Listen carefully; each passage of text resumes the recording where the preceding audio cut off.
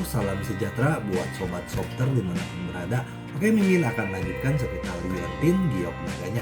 Tapi seperti biasa, bantu dulu Mimin untuk tekan tombol like dan berkomentar. Terima kasih sesudah dan sebelumnya. Oke, kita lanjutkan saja ceritanya. Bab 471-475. Salah satu lelaki tua yang mengenakan jaket Mandarin hijau berkata, "Wah, saya melihat bahwa Anda masih memiliki beberapa keterampilan. Saya, Penatua King, juga menghargai bakat.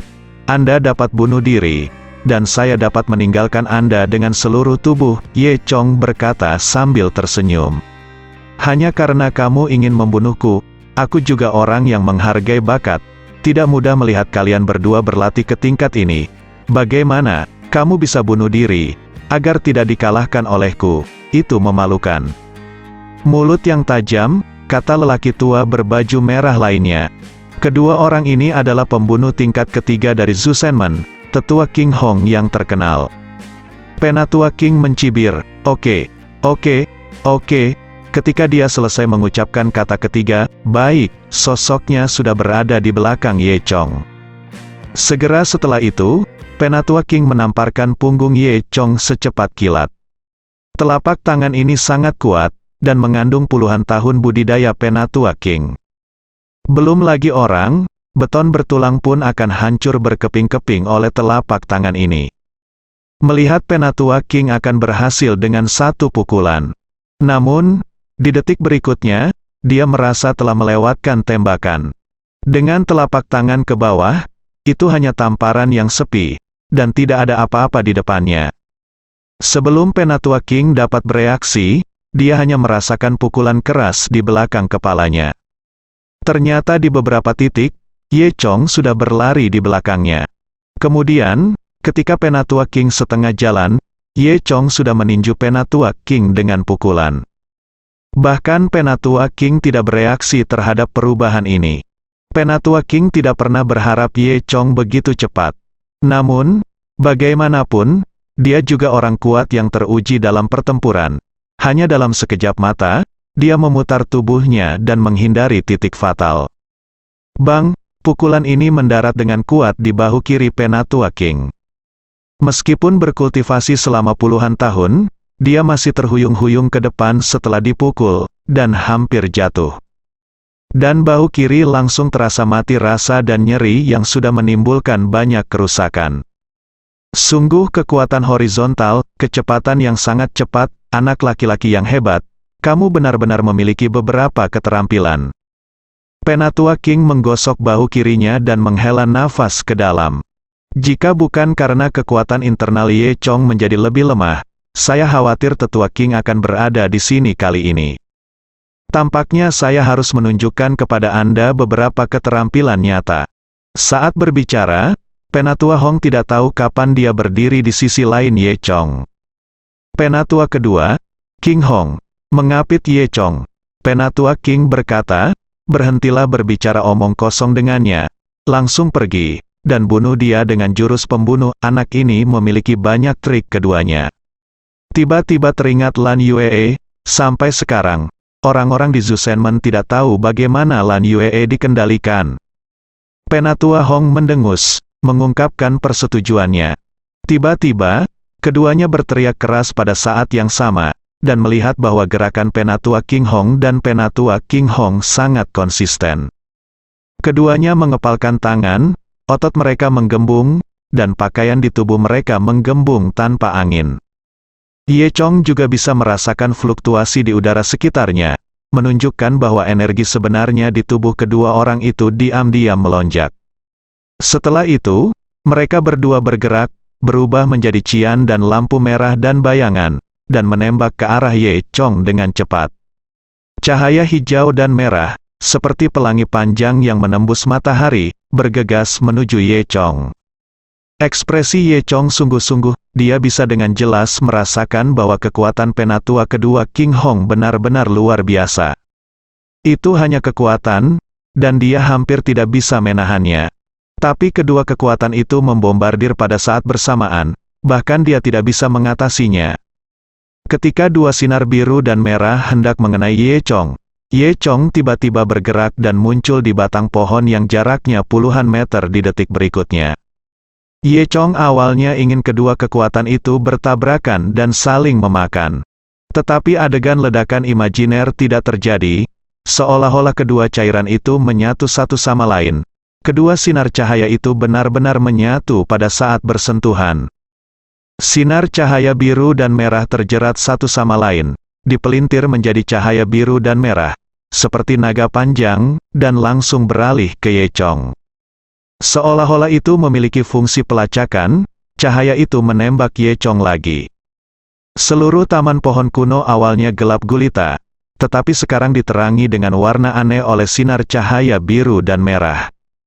Cahaya bulan dari langit jatuh seperti air terjun perak, menambah sedikit misteri. Ketika cahaya biru merah menembak Ye Chong lagi, sosok Ye Chong muncul di tempat lain lagi. Dan cahaya biru merah hampir mengikuti. Ye Chong tahu bahwa terus bersembunyi bukanlah suatu pilihan, karena tampaknya kekuatan cahaya tidak akan membusuk. Jika dia terus menghindar, dia akhirnya akan terkena kekuatan ini. Memikirkan hal ini, Ye Chong memalingkan hatinya ke samping, berteriak keras, dan energi naga di sekujur tubuhnya memadat di tangan kanannya. Pada saat yang sama, cahaya Cian Red telah mencapai mata Ye Chong, memantulkan pupil mata Ye Chong menjadi cian red. Ye Chong berteriak lembut, mengangkat tangan kanannya, dan mengayunkannya tiba-tiba, membawa pukulan ungu. Bang, terdengar suara keras, dan warna biru, merah, dan ungu meledak di udara, menyilaukan seperti kembang api. Beberapa batang pohon tua yang tebal di sekitarnya semuanya patah di tengah. Ye Chong terbang terbalik lebih dari 20 meter, mulutnya manis, dan aliran darah mengalir dari mulutnya. Tetua biru dan merah mendarat di tanah. Aku tidak menyangka anak ini memiliki kekuatan seperti itu. Tentu saja, itu tidak terduga. Jika dia diizinkan untuk terus berlatih, jika tidak ada hal lain yang terjadi, kemungkinan besar dia akan mencapai pencapaian Master Sekte kita. Penatua King berkomentar, ya, Zen Nima adalah bakat, dan itu bahkan membuatku merasa tidak enak. Kata Penatua Hong, memikirkan hal ini, Tetua King dan Hong saling memandang, dan tekad mereka untuk menghancurkan Ye Chong menjadi lebih kuat di hati mereka. Meskipun Ye Chong menahan pukulan dengan tubuh Dewa Naga yang sangat kuat. Namun, dia sendiri sangat menderita. Jika Penatua King Hong datang lagi, Ye Chong mungkin tidak dapat menanggungnya. Tapi kedua tetua, King dan Hong, benar-benar ingin membasmi Ye Chong di hati mereka. Keduanya saling memandang, dan masing-masing mengeluarkan pil merah dari dada mereka. Ini adalah obat rahasia Zusenmen, yang disebut pil Zushen, pil yang dapat meningkatkan efektivitas tempur untuk sementara. Ini adalah salah satu senjata rahasia Zusenmen, yang secara langsung dapat meningkatkan level si pembunuh. Penatua King dan Hong menggunakan pil Zushen, yang cukup untuk membuktikan bahwa mereka berdua telah memutuskan untuk membunuh Ye Chong. Dan mampu memaksa pembunuh Zusenmen tingkat ketiga untuk menggunakan kekuatan Zusenwan. Terlihat bahwa kekuatan Ye Chong juga sangat tirani. Jika orang-orang Zusenmen mengetahui hal ini, mereka mungkin akan sangat terkejut. Ye Chong juga bisa merasakan bahwa kekuatan kedua lelaki tua ini terus meningkat. Kekuatan asli mereka berdua sudah sulit untuk dihadapi sebelumnya, tetapi sekarang kekuatan mereka meningkat, itu bahkan lebih sulit. Tapi Ye Chong tetap tenang, dia bisa melihat karakteristik Zushen Wan di dalam hatinya sekilas. Lagi pula, ada warisan Dewa Naga di benaknya, meski begitu, kekuatan kedua sesepuh tidak boleh diremehkan. Ye Chong tahu bahwa sulit baginya untuk menghadapinya kali ini. Tetapi dia membuat hatinya terbakar, dan matanya juga terbakar. Terlalu banyak, aku harus bertarung satu sebelum aku mati. Kata Ye Chong dalam hatinya, memikirkan hal ini, dia memutuskan untuk bertindak lebih dulu, dan dengan gerakan tubuhnya, dia bergegas menuju Tetua King. Penatua King dan Hong tidak menyangka bahwa Ye Chong akan berani mengambil langkah pertama. Ketika dia lengah, Ye Chong sudah berada di dekat Tetua King. Kemudian, dia membanting tinju ke dada tetua King. Boom, terdengar suara teredam, seolah-olah seseorang menabuh genderang di langit malam yang gelap. Tanah tempat kaki Penatua King berdiri langsung hancur, dan retakan yang tak terhitung jumlahnya menyebar seperti jaring laba-laba, yang cukup untuk melihat seberapa kuat pukulan ini. Rao Si King meminum pil untuk meningkatkan kekuatannya, tapi darahnya masih mendidih karena pukulan Ye Chong. Dia memuntahkan seteguk darah, melihat ada yang tidak beres. Penatua Hong bereaksi dengan sangat cepat, dan tiba-tiba mengulurkan telapak tangannya untuk menamparkan Ye Chong. Pada saat yang sama, Penatua King juga bereaksi, mengepalkan tinjunya dan melemparkan Ye Chong dengan marah. Ye Chong tampaknya sudah gila, dia tidak akan mengelak atau menghindari serangan tetua King dan Hong. Dia diam-diam mengeluarkan sejenis ramuan obat dari senjata ajaib luar angkasa, dan memutarnya dengan dua jari, mengubah ramuan obat menjadi abu. Abu dihirup oleh tetua biru dan merah, untuk sementara menekan kekuatan pil dewa di tubuh mereka. Ye Chong memiliki pengetahuan yang diwarisi oleh Dewa Naga dalam pikirannya, dan dia memiliki pemahaman yang jelas tentang prinsip pil Zushan. Kebetulan senjata ajaibnya mengandung bahan yang bisa menahan pil dewa. Berkat ini, Ye Chong mendapat sedikit keuntungan. Sebelum Penatua King dan Hong menyadari perubahan mereka, Ye Chong terus meninju hati Penatua King dengan keras. Bang, bang, bang, terdengar 3 ledakan keras. Suara keras pertama adalah Penatua Hong memukul punggung Ye Chong. Suara keras kedua adalah pukulan tetua King di bahu kiri Ye Chong. Suara keras ketiga adalah kepalan tangan Ye Chong yang memukul hati Penatua King dengan seluruh kekuatannya. Setelah 3 ledakan keras, waktu seolah berhenti. Setelah beberapa detik, sepertinya ada suara yang sedikit retak di udara. Kemudian, dengan suara "ci" yang tiba-tiba, tetua King memuntahkan darah dari 7 lubangnya. Cahaya kehidupan di matanya menghilang dengan mata telanjang. Sesaat sebelum dia meninggal, ekspresi wajahnya masih ketakutan.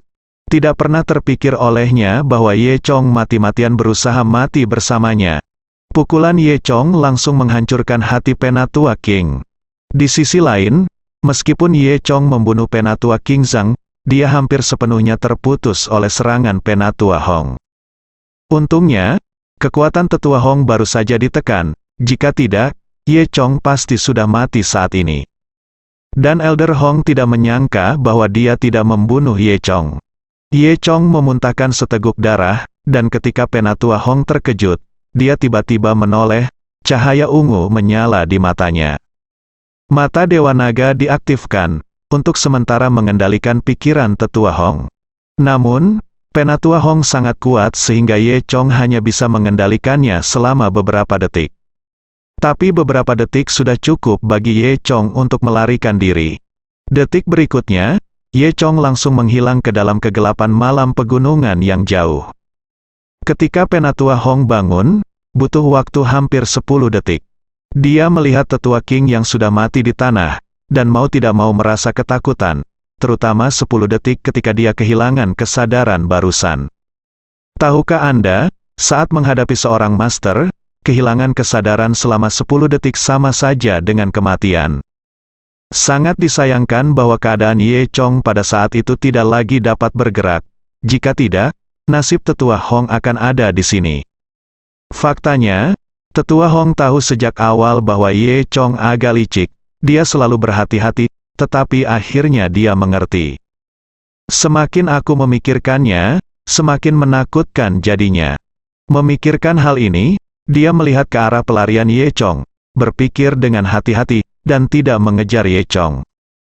Pukul telapak tanganku, dia akan mati. Penatua Hong menghibur dirinya sendiri. Meskipun dia tahu bahwa Ye Chong mungkin belum mati, dia tidak berani mengejarnya. Karena terlalu berbahaya, Penatua Hong mengemasi tubuh Penatua King dengan putus asa, dan bersiap untuk kembali ke Zusenmen. Pembunuh tingkat ketiga dikirim dalam misi, biasanya untuk membunuh para master tertinggi dengan basis kultivasi yang sangat tinggi. Meminta mereka untuk membunuh seorang anak desa, mereka berakhir dengan akhir yang tragis dengan 1 kematian dan 1 luka, dan targetnya belum tentu mati. Jika ini menyebar, bukankah orang-orang akan menertawakannya?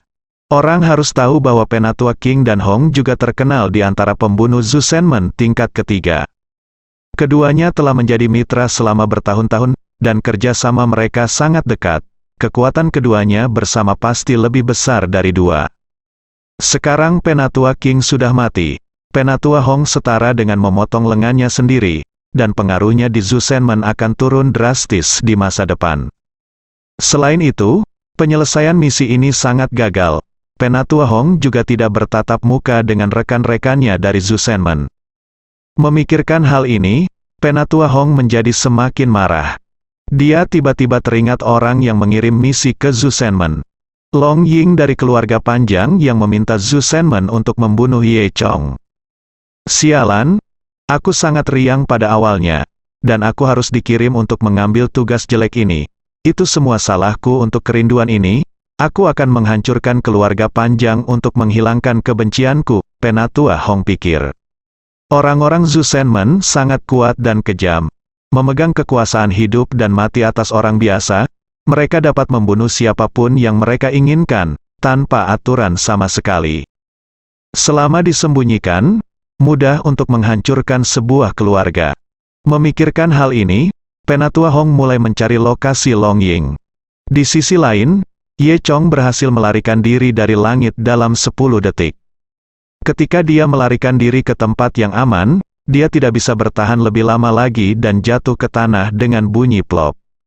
Ye Chong juga terluka parah dalam pertempuran untuk membunuh tetua King barusan, dan hampir 70% meridiannya rusak. Namun untungnya, tubuh Dewa Naga miliknya cukup kuat, sehingga tidak fatal. Mengandalkan warisan Dewa Naga, selama dia berkultivasi dengan benar, dia masih bisa pulih. Namun, ini akan memakan waktu beberapa hari. Saat dia terluka terakhir kali, Zhou Yutong sedang menggaruk kepalanya dan berpose. Di sampingnya metode ini bisa mempercepat pemulihan Ye Chong. Tapi kali ini, Zhou Yutong berada ribuan mil jauhnya. Ye Chong juga tidak memiliki kekuatan untuk mencarinya lagi. Bahkan jika Tang Chun sudah dekat, Ye Chong tidak bisa bertahan di sana. Memikirkan hal ini, Ye Chong mengeluarkan ponselnya. Untungnya, dia juga secara pribadi menyimpan beberapa foto seni panas Zhou Yutong di ponselnya. Berbicara lebih baik daripada tidak sama sekali, kata Ye Chong pada dirinya sendiri. Setelah itu, Ye Chong bersandar di batang pohon, duduk bersila, dan meletakkan foto ponsel di depannya. Segera setelah itu, dia mulai berlatih sambil melihat foto. Pada tanggal 20 Februari di kota Luzhu, jumlah pasien penyakit menular melonjak.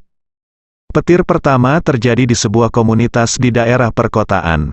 Dalam sehari, ratusan kasus muncul di masyarakat, banyak dari mereka yang sakit parah dan nyawa mereka sekarat.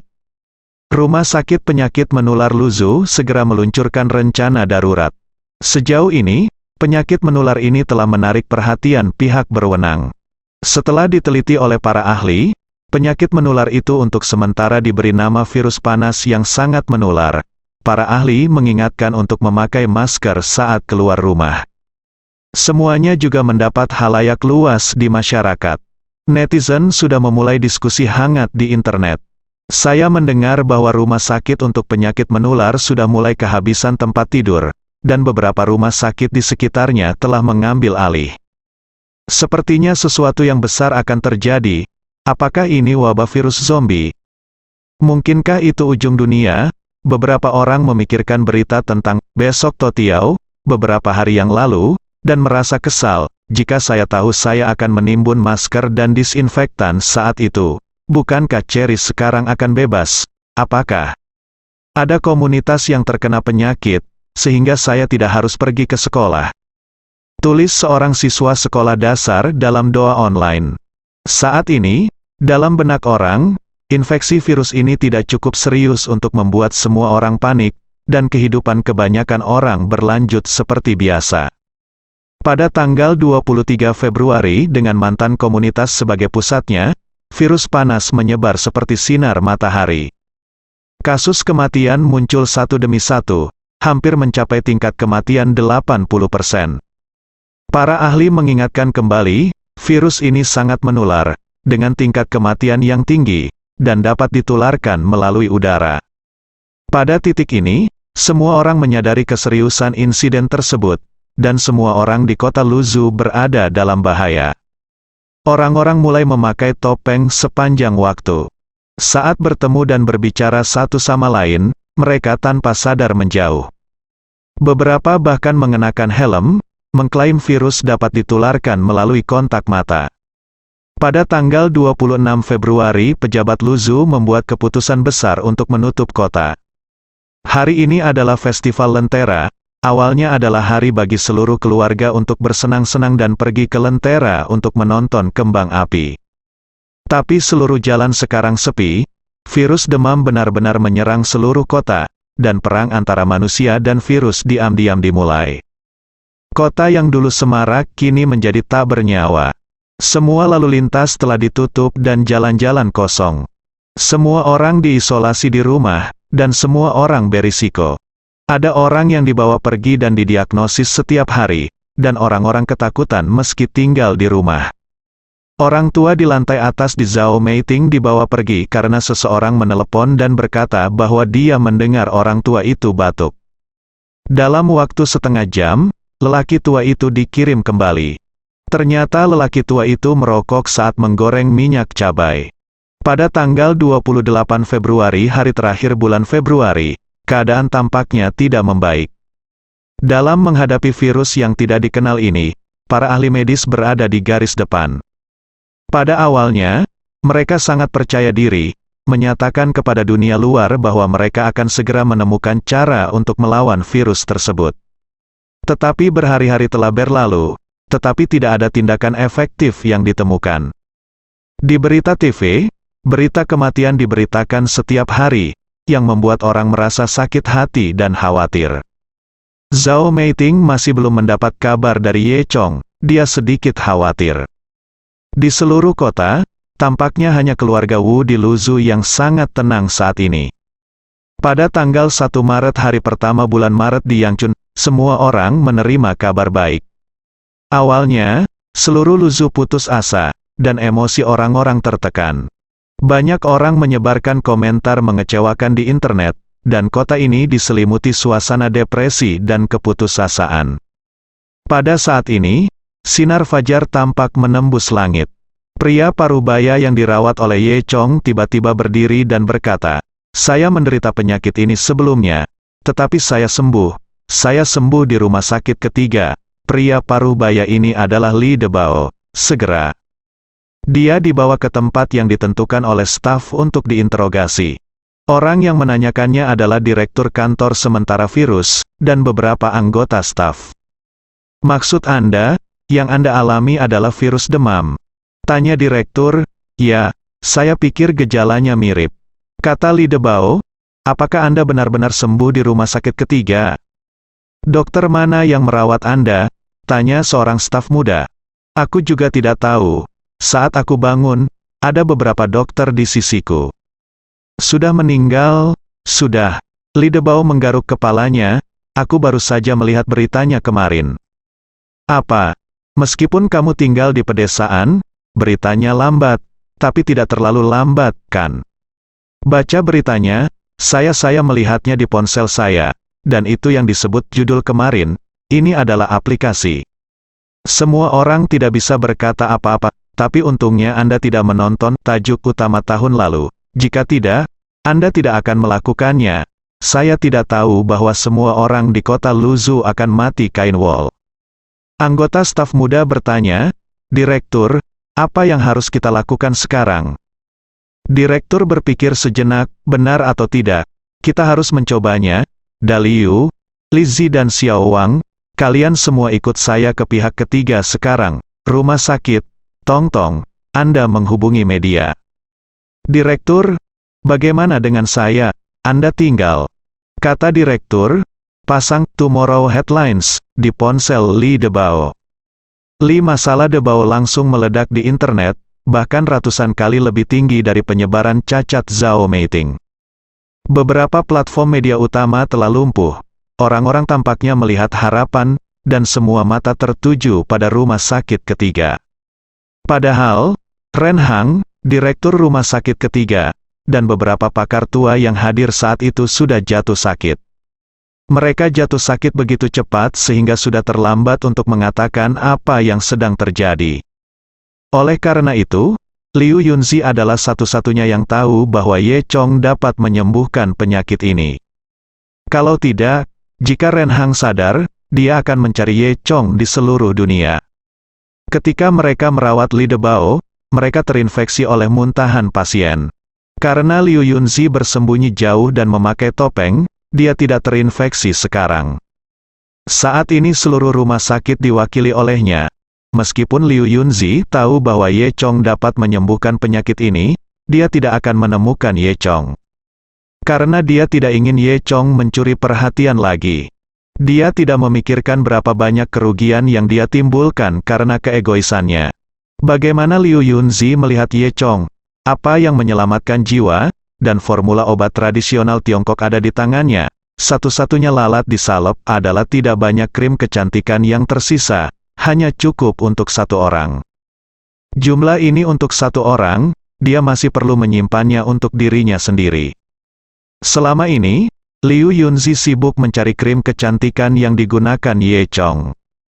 Begitu dia menemukannya, dia akan mengumumkan kepada publik bahwa dia mungkin telah menemukan pengobatan yang efektif. Dalam hal ini, dia akan menjadi terkenal dalam satu gerakan. Namun, waktu Liu Yunzi hampir habis.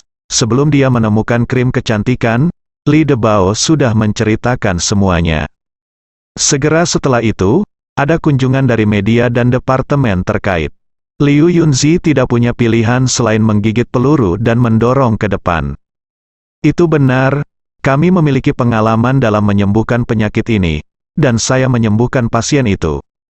Kata Liu Yunzi tanpa malu-malu di hadapan senjata panjang dan senjata pendek media. Karena saat Ye Chong merawat Li Debao selalu pingsan. Jadi Li Debao hanya tahu bahwa dia sembuh di rumah sakit ketiga, bukan dokter mana. Tapi sekarang Liu Yunzi berkata bahwa itu semua karena dia, dan semua orang mempercayainya. Liu Yunzi melanjutkan, tolong jangan khawatir, beri saya sedikit waktu lagi. Sekarang saya sedang mencari bahan obat lain, selama saya menemukan bahan obat ini, saya dapat terus menyiapkan penangkal virus demam.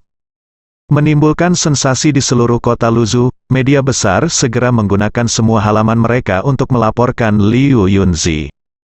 Dokter muda asing menemukan pengobatan yang efektif untuk virus demam. Ternyata virus demam dapat disembuhkan. Juru selamat muda Liu Yunzi, harapan kita. Untuk sementara, Liu Yunzi menjadi nama rumah tangga, latar belakang, pendidikan, pengalaman kerja, dan lain-lain. Semuanya ditulis, dan semua orang bahkan tahu berapa banyak jerawat di wajahnya. Semua artikel hit 100.000 plus, untuk sementara waktu terkait dengan Liu Yunzi. Sedemikian rupa sehingga berubah dari energi positif menjadi gosip trivia. Masa lalu saudara perempuan saya dan Liu Yunzi. Tahun itu, saya adalah seorang pengasuh di rumah Liu Yunzi. Mengapa pria sangat lelah? Liu Yunzi memberitahu Anda alasannya. Dan segera, seseorang sudah mengajukan hak cipta dari Liu biografi Yunzi. Perasaan diawasi oleh seluruh dunia ini membuat Liu Yunzi sedikit gembira. Bukankah ini kesuksesan yang dia inginkan? Selama virus panasnya sembuh, kesuksesan ini tidak lagi sia-sia. Liu Yunzi dengan hati-hati mencubit resep yang ditinggalkan Ye Chong di tangannya, dan dia mengalami halusinasi, seolah-olah dia benar-benar menyembuhkan virus demam. Sumber daya seluruh Luzhu, dan bahkan seluruh provinsi Jiangdong terkonsentrasi pada Liu Yunzi, dan semua orang mengharapkan dia menemukan bahan obat yang hilang secepat mungkin. Zhao Meiting sangat marah setelah membaca berita tersebut. Ye Chong telah memberitahunya tentang hal itu. Dia tahu bahwa Li Debao disembuhkan oleh Ye Chong. Di mana Ye Chong sialan ini sekarang? Zhao Meiting memandangi awan di langit dan berkata pada dirinya sendiri. Liu Yunzi bertindak terlalu jauh. dia mengambil semua pujian Ye Chong untuk dirinya sendiri. Semua yang dia miliki sekarang seharusnya menjadi milik Ye Chong. Apa yang bisa saya lihat di ponsel saya sekarang seharusnya adalah hari-hari ketika saya pengasuh di rumah Ye Chong. Jelas bukan tahun itu, aku menjadi pengasuh di rumah Liu Yunzi. Tapi apa yang Ye Chong lakukan? Oh, memang benar kaisar tidak terburu-buru dan para kasim sedang terburu-buru. Di sisi lain, Liu Yunzi, yang diawasi oleh seluruh Luzhu, secara alami memiliki rasa urgensi. Dia tidak bisa lagi menyimpan krim kecantikan untuk dirinya sendiri seperti dulu. Dia tidak punya pilihan selain mengeluarkan krim kecantikan untuk penelitian. Secara pribadi, ia meminta tim riset medis ternama untuk membantu menganalisis kandungan obat China dalam krim kecantikan tersebut. Segera, beberapa bahan dalam krim kecantikan dianalisis. Bahan utama di sini adalah bunga putih kristal es, yang hanya sejenis rumput liar. Dan itu juga merupakan gulma asli desa Xiaoye. Oleh karena itu, melihat rapor, Liu Yunzi masih bingung. Liu Yunzi belajar untuk waktu yang lama, tetapi dia masih tidak tahu obat tradisional Tiongkok seperti apa yang mengandung bahan ini. Dia tidak punya pilihan selain mencari bantuan dari tuannya, ahli pengobatan Luzhu, Wang Changsong dari Tian Yao Wangzhen. Setelah Wang Changsong membaca laporan itu, dia merasa sedikit familiar. Setelah beberapa lama, dia tiba-tiba teringat, bukankah ini komposisi bunga liar yang saya diskusikan dengan Tuan Ye sebelumnya? Itu pasti bunga liar khusus di desa Xiaoye mereka. Mendengar nama Ye Chong, Liu Yunzi tidak bisa tidak membantu tetapi terlihat pucat. Untungnya, keduanya berbicara di telepon, jadi Wang Changsong tidak melihat sesuatu yang aneh tentang Liu Yunzi. Wang Changsong berkata kepada Liu Yunzi, Anda harus bertanya kepada Tuan Ye tentang masalah ini, dan keterampilan medis Tuan Ye luar biasa, mungkin dia memiliki cara yang lebih baik. Ye Chong yang mencurinya, dia berpura-pura setuju dengan Wang Changsong. Nyatanya, begitu dia meletakkan telepon, Liu Yunzi mulai mencari seseorang untuk diselidiki secara diam-diam di desa Xiaoye. Liu Yunzi sangat gembira, karena dia telah mendapatkan informasi yang dia inginkan. Sekarang yang tersisa hanyalah bagaimana mengeluarkan bunga-bunga liar itu dari desa Xiaoye. Ini tidak sulit, karena Luzhu menutup kota tepat waktu, virus panas tidak menyebar keluar. Meskipun orang-orang di desa Xiaoye memperhatikan situasi di Luzhu, kehidupan mereka tidak terpengaruh sama sekali. Liu Yunzi secara pribadi meminta seseorang untuk berpura-pura menjadi turis dan pergi ke desa Xiaoye. Bawahan Liu Yunzi disebut tikus. Dia dengan cepat berhubungan dengan seorang penduduk desa di desa Xiaoye, bernama Li Chunlai. Itu adalah penduduk desa dari desa Nanju, yang berteriak-teriak untuk memulai kilang anggur sendiri. Begitu tikus itu mengungkapkan tujuannya, Li Chunlai tergoda. Dia tahu bahwa yang dibicarakan tikus itu adalah bunga putih kristal es, yang sekarang disimpan di gudang penyimpanan segar di kilang anggur. Selama kamu bisa mengeluarkannya, aku akan menagihmu 10 yuan per buah. Kata tikus, tidak, setidaknya 15, aku tidak akan melakukan apapun. Li Chunlai berkata, merentangkan 5 jari, tikus itu menggaruk kepalanya dan berkata, 15 adalah 15. Li Chunlai melanjutkan, saya tidak bekerja di kilang anggur sekarang, tetapi saya masih memiliki banyak orang di kilang anggur, saya membiarkan mereka mencurinya untuk Anda. Penduduk desa tidak bersatu seperti yang ada di desa Xiaoye, dan mereka tidak setia kepada Ye Chong. Di bawah iming-iming Li Chunlai, banyak penduduk desa segera mulai mencuri bunga putih kristal es. Li Chunlai mengumpulkan 2 yuan dari orang-orang ini, dan kemudian menjualnya ke Maus seharga 15, mendapatkan banyak uang dari Zhong Meimei. Pada hari ini, Zhou Yutong dan Lin Wan sedang mengobrol di desa. Keduanya khawatir dengan situasi terkini di Luzhu. Ye Chong sialan ini tidak menjawab telepon selama berhari-hari. Aku tidak tahu harus berbuat apa. Zhou Yutong berkata dengan marah. Dia dan Lin Wan menelepon Ye Chong tidak kurang dari 100 kali dalam beberapa hari terakhir, tetapi tidak ada yang menjawab. Bukannya Ye Chong meninggal karena virus panas, kan? Wajah Lin Wan menjadi pucat ketika dia memikirkan hal ini. Rupanya, Zhou Yutong juga tampak sedikit khawatir, tetapi dia berpura-pura tenang dan berkata, dia semurah dia, jadi dia tidak akan mati dengan mudah. Pada saat ini, Qin Sue bergegas masuk. Kakak Yutong, sayang sekali, seseorang mencuri bunga putih kristal es dari gudang anggur kita lagi. Apa, ada hal seperti itu? Siapa yang tidak tahu malu? Zhou Yutong sangat marah. Dia segera bergegas ke kilang anggur bersama Qin Sue, dan menemukan bahwa bunga putih kristal es di gudang memang jauh lebih sedikit. Siapa yang melakukannya? Ini seperti makan di dalam dan di luar. Tanya Zhou Yutong sambil mencubit pinggangnya. Penduduk desa takut pada ketua partai yang berapi-api, tetapi tidak ada yang mengakuinya. Zhou Yutong diam-diam kesal, dia telah meminta Ye Chong untuk mengambil tindakan perlindungan, tetapi Ye Chong menolak untuk mendengarkan. Meskipun saya tidak tahu siapa yang melakukannya, tetapi mudah untuk mengetahui bahwa Li Chunlai, yang juga menjual bunga putih kristal es kepada orang luar. Jadi, Zhou Yutong pergi mencari Li Chunlai dengan marah. Kamu bertindak terlalu jauh, tidak peduli apa.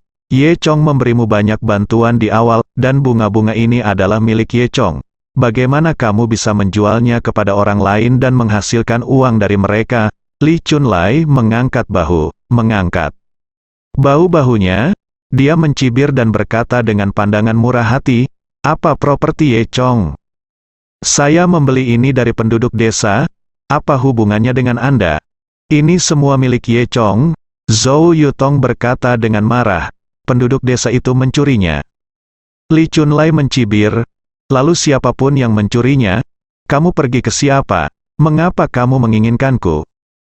Itu menjengkelkan. Oke, kalau begitu beritahu aku, siapa yang mencurinya? Tanya Zhou Yutong. Li Chunlai tersenyum lagi. Nak, apakah kamu bodoh? Akankah aku memberitahumu? Zhou Yutong menghentakkan kakinya dengan marah. Saya tidak takut untuk memberitahu Anda. Sekarang saya masih berencana untuk membeli dalam jumlah besar. Saya menemukan bahwa menjual bunga liar dapat menghasilkan lebih banyak uang daripada bekerja. Kata Li Chunlai, kamu? Zhou Yutong sangat marah sehingga dia tidak tahu harus berkata apa. Hei, sekretaris cabang, saya tidak punya cukup kepala sekolah. Mengapa Anda tidak meminjamkan saya uang dan saya akan memberi Anda dividen? Li Chunlai berkata dengan senyum tak tahu malu. HMPH, sungguh tak tahu malu. Zhou Yutong menghentakkan kakinya, berbalik dan pergi dengan marah. Li Chunlai tidak peduli, menyenandungkan lagu pendek dan pulang untuk mengumpulkan uang. Mouse sudah kembali ke Luzhu dengan setumpuk bunga putih kristal es. Dia dan Li Chun berkata lebih baik kembali dalam beberapa hari, dan biarkan Li Chunlai yang mengurusnya dulu. Li Chunlai melihat bahwa tikus itu tampaknya sangat membutuhkan bunga liar semacam ini. Jadi dia berencana untuk mengambil semua tabungannya, membeli banyak uang, dan memberinya banyak uang. Zhou Yutong menelepon Ye Chong dengan marah ketika dia kembali, tapi sayangnya dia masih tidak bisa melewatinya. Memasuki bulan Maret, virus demam semakin parah. Beberapa keluarga besar di Luzhu juga tidak luput.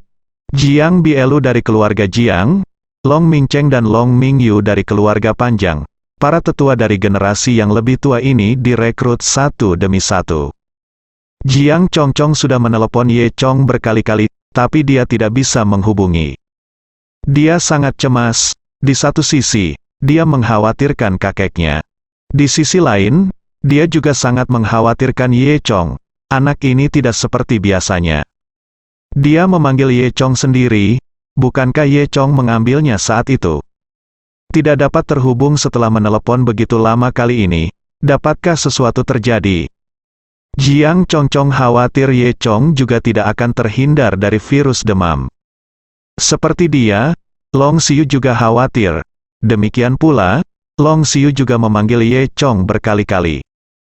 Tapi Ye Chong sepertinya telah menghilang dari dunia ini, dan tidak ada yang bisa menghubunginya.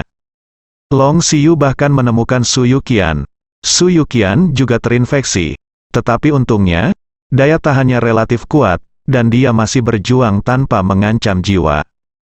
Uhuk, aku tidak tahu di mana bajingan Ye Chong itu. Batuk Uhuk. Nona Long, jangan khawatir. Uhuk, aku akan menghubungimu segera setelah mendapat kabar dari Ye Chong. Su Yuqian terus batuk.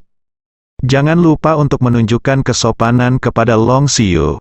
Yah, kamu harus menjaga dirimu dulu, kata Long Xiu. Situasi keluarga Gao juga tidak optimis. Gao Xianggu, kepala misterius keluarga Gao, dikatakan juga tertular virus demam dan kini sekarat. Ketika 3 keluarga besar lainnya diluzu semuanya dalam kekacauan, keluarga Wu tampaknya tidak terpengaruh sama sekali, dan masih tenang. Tampaknya keluarga Wu semuanya kebal terhadap virus demam. Pada hari ini, lobi villa keluarga Wu. Di futon tatami duduk seorang pria Jepang berjubah samurai putih, berpakaian seperti Ronin, berusia sekitar 60 tahun.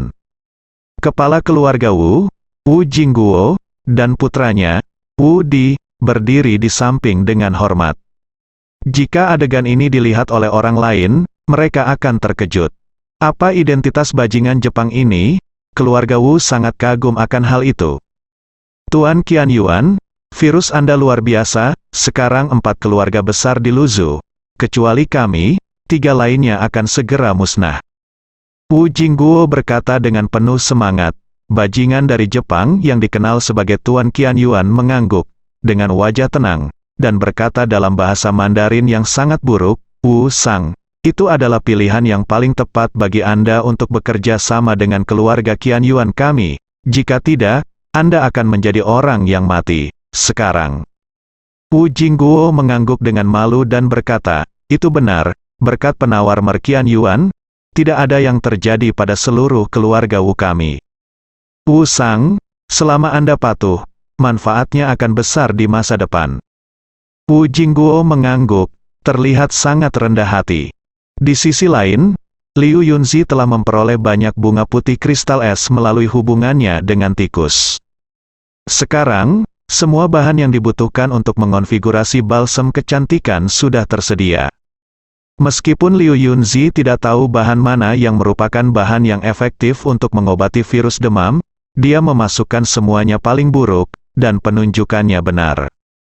Oleh karena itu, Liu Yunzi tidak sabar untuk mengumumkan kepada dunia luar bahwa dia telah menemukan ramuan yang paling efektif melawan virus panas. Berita itu segera menyebar. Orang-orang di Luzhu sangat bersemangat. Banyak media yang tak sabar memuji Liu Yunzi, seolah berhasil menyembuhkan virus demam. Orang pertama dalam pengobatan kontemporer, ahli medis termuda kami Liu Yunzi. Sebuah nama yang akan dicatat dalam sejarah, penyelamat kami Liu Yunzi. Dan Liu Yunzi sendiri sangat bersemangat sekarang, dan mengatur agar rumah sakit membuat sekumpulan dari apa yang disebutnya, obat khusus secara intensif. Ketika obat tertentu selesai, Liu Yunzi tidak terburu-buru untuk memberikannya kepada pasien, tetapi bersiap untuk mengadakan pertemuan online berskala besar. Dia ingin seluruh masyarakat melihat bagaimana dia memperlakukan virus demam. Media dari berbagai lapisan masyarakat kembali berkumpul di rumah sakit untuk menyiarkan langsung seluruh proses pengobatan. Volume penayangan siaran ulang ini belum pernah terjadi sebelumnya, hampir menyamai gala festival musim semi. Semuanya, konferensi pers tentang pengobatan khusus akan segera dimulai. Dr. Liu Yunzi telah menghasilkan obat khusus. Karena kasus sukses sebelumnya, kami telah membuat kasus khusus.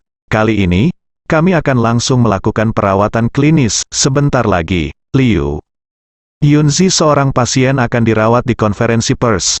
Mari kita nantikan keajaiban. Setelah pembawa acara menyelesaikan perkenalan mereka, Liu Yunzi bisa naik ke atas panggung. Zhao Meiting melihat Liu Yunzi di TV, dan dia sangat marah sehingga dia memarahi Liu Yunzi karena tidak tahu malu. Hei, kemana Ye Chong pergi? Zhao Meiting bergumam pada dirinya sendiri. Saat ini, Liu Yunzi di TV sudah berjalan di depan banyak media. Liu Yunzi menemukan bahwa semua reporter dari media besar hadir. Semua memakai topeng, tetapi ada kegembiraan dan antisipasi di mata mereka. Itulah harapan dan kekaguman saya, Liu Yunzi berpikir dengan penuh semangat. Ketika Liu Yunzi muncul, semua orang di lapangan berdiri, dan ada tepuk tangan meriah. Segera setelah itu, 2 perawat mendorong tempat tidur rumah sakit, dan seorang pasien dengan virus demam terbaring di tempat tidur, jelas sangat serius, dan area sekitarnya dilindungi dengan ketat. Setelah itu, Liu Yunzi mengeluarkan botol transparan kecil, yang berisi cairan hitam, yang merupakan obat khusus Liu Yunzi. Liu Yunzi mengangkat botolnya dan berkata, "Ini adalah obat khusus yang kami buat."